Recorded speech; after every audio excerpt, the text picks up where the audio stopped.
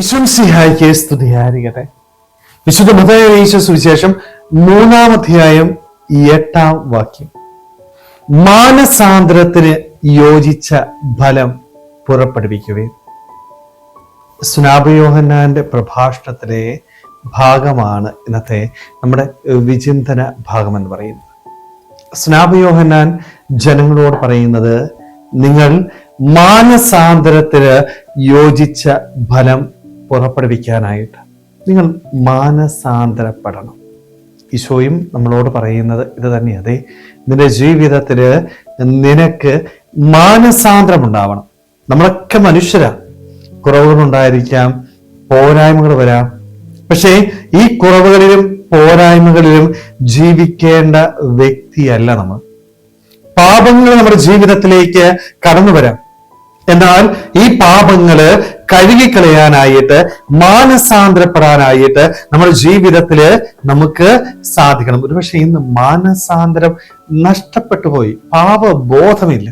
പല തെറ്റുകൾ ചെയ്യുമ്പോഴും ഈ ചെയ്യുന്നത് തെറ്റാണ് എന്ന് തിരിച്ചറിയാനായിട്ട് സാധിക്കുന്നില്ല. സ്വാമിയോൻ അതുകൊണ്ട് കൃത്യമായിട്ട് പറയുന്നത്, മാനസാന്തരത്തിന് യോജിച്ച ഫലം പുറപ്പെടുവിക്കണം.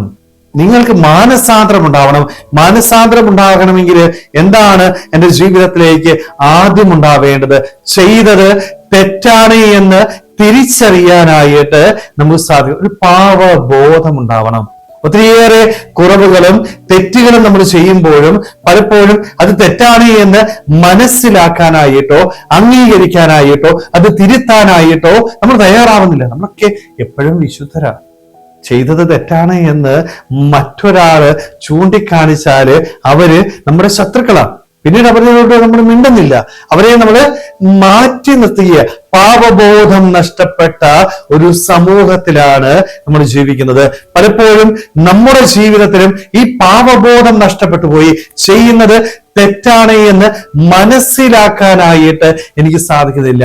മനസ്സിലാക്കിയില്ല എങ്കിൽ എപ്പോഴെങ്കിലും നമ്മൾ മാനസാന്തരപ്പെടുകയോ എപ്പോഴെങ്കിലും ജീവിതത്തിൽ ഒരു മാറ്റം വരുത്തുകയോ ചെയ്യുമോ? ഒരിക്കലും ചെയ്യത്തില്ല കേട്ടോ. അതുകൊണ്ട് ഏറ്റവും ആദ്യം നമുക്ക് പാപബോധം ഉണ്ടായിരിക്കട്ടെ.